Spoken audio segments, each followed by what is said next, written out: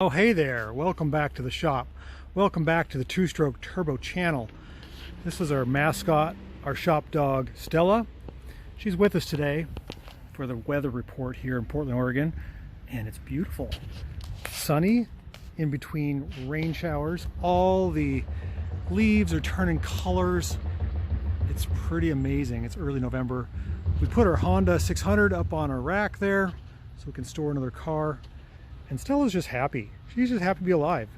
I think everyone is. The fall colors are just amazing. So if you're not familiar with Portland, Oregon, you should check it out sometime. It's really, really pretty. And we're making the world a better place by working on cars, of course. That's what we do here on the channel. I'm going to give you some tips and tricks on a pretty common car. This is a Ford Ranger 2002. There's a zillion of these things around.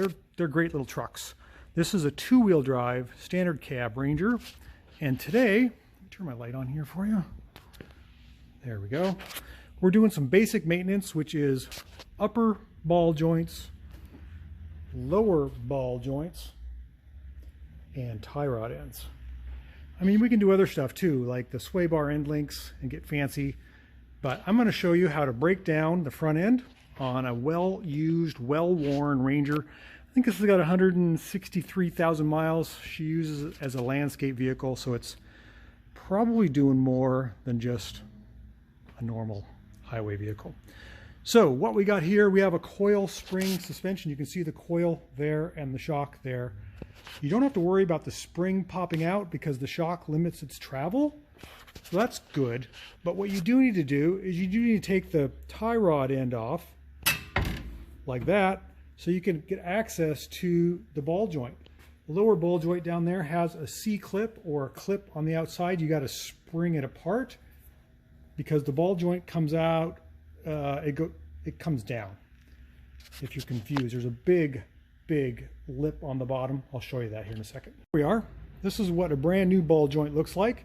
You can see there's a big ridge or a lip on the bottom, and this presses up into this lower control arm. So when you remove them, you got to press this part down. Don't do it the opposite way. You'll be sorry. You'll break your tools.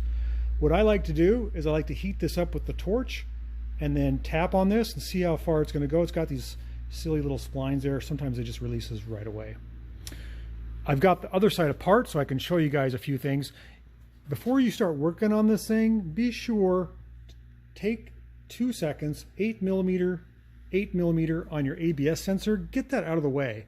What's going to happen is this whole unit, the brake caliper, the rotor, the spindle, is going to fall, and it's going to either rest as a retention strap, this fragile little ABS line, and you're going to break the wires inside. It's going to cost you another $100, or you're going to ruin your brake line. Let me show you on this side what I've done to alleviate that. Got my torch here ready to go, and I've got this side a little further apart, and you can see I've removed and tucked away the ABS line, the electric line, and I've got the spindle and everything hanging by a chain here. There's a little tension on my brake line, but not too much. It's being supported very well. So I've got the whole thing supported off to the side by a chain. It's pretty heavy. It weighs about 50 pounds. And next we have a really clear sight, a really good working area to get that lower ball joint out. Sometimes those are really stuck, especially if you live in a rusty area. What I'm going to do is I'm going to use my acetylene torch. I'm going to heat up all around here, and I'm just going to tap on here with a hammer and see if it just falls out.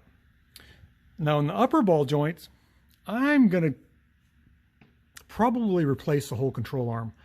That way we get new bushings, front and rear, and a new upper ball joint already installed. This can be removed, but it's going to be a hassle. You're going to have to take it apart, take that out, put it in the vise anyways, and you're going to beat the heck out of that hole, and it's just going to make it not a great job. So there you go. There's some tips and tricks on rebuilding the front end on your Ford Ranger.